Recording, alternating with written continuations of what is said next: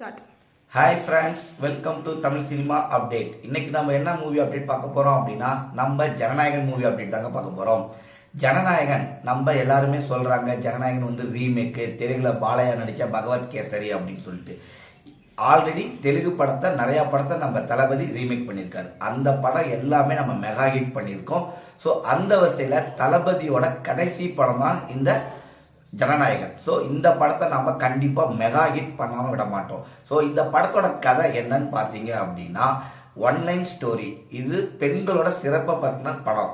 So பெண்கள் எந்த அளவுக்கு டேலண்டாக வளர்த்துக்கணும், ஸோ பெண்கள் எவ்வளோ பாதுகாப்பாக இருக்கணும் அப்படின்றத இந்த படத்தில் முக்கியத்துவமாக சொல்லியிருக்காங்க. ஆல்ரெடி தெலுங்குல பாலையா வந்து பார்த்தீங்கன்னா அவர் எவ்வளோ பெரிய ஆக்டரு.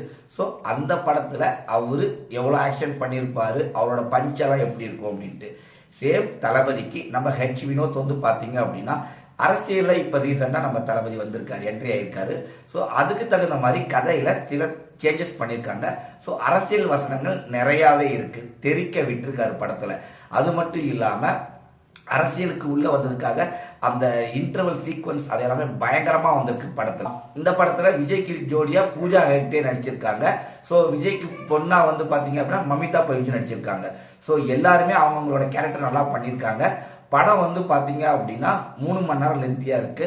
பட் படம் வந்து அவரோட சீக்வன்ஸ், அவரோட ஃபைட் சீன்ஸ், அவரோட பஞ்ச் டைலாக்ஸ் எல்லாமே பக்காவா இருக்குங்க. நீங்க மறக்காம இந்த படத்தை போய் பாருங்க, லைவா பார்த்துட்டு உங்களோட எக்ஸ்பீரியன்ஸ் என்ன அப்படின்றத மறக்காம நம்மளோட நம்ம சேனலில் கமெண்ட்ஸில் கமெண்ட் பண்ணுங்க.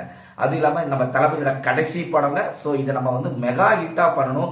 கண்டிப்பாக இந்த படம் 1000 கோடியை ரீச் பண்ணும் அப்படின்னு சொல்லிட்டு நம்ம எல்லாமே வெயிட் பண்ணி பார்த்துட்டு இருக்கலாம். தமிழ் படம் ஒரு 1000 கோடி ரீச் ஆகுதுன்னா அது கண்டிப்பாக நம்ம ஜனநாயகனாக தான் இருக்கும். மறக்காமல் எல்லாரும் சப்ஸ்கிரைப் பண்ணிக்கோங்க, அண்ட் ஷேர் பண்ணுங்க, லைக் பண்ணுங்க. Thank you friends.